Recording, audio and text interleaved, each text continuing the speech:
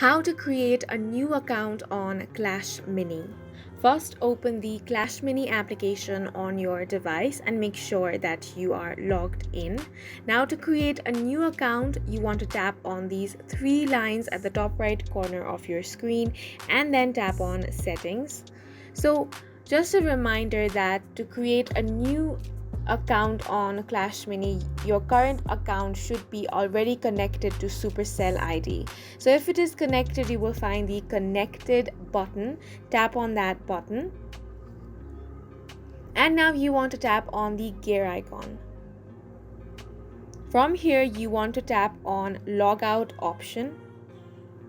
Now confirm the logging out.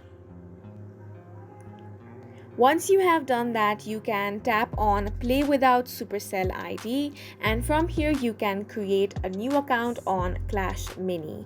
And that is it for this video. We hope you guys found it helpful. Please make sure to hit the like button and subscribe for more helpful tutorials.